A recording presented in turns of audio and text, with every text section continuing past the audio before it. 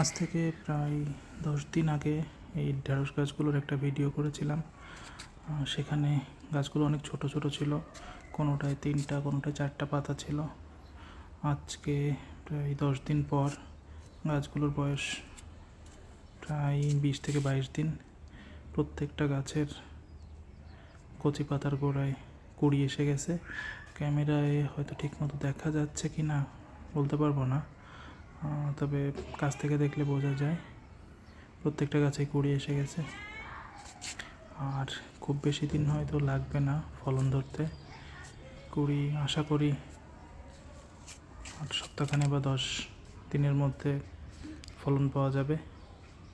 গাছগুলো বেশ স্বাস্থ্য হয়েছে, তবে গাছের গোড়ার আগাছাগুলো পরিষ্কার করতে হবে, আর কিছু সার দেওয়া দরকার। দেখি সেগুলো করতে হবে। আজকের মতো বাই।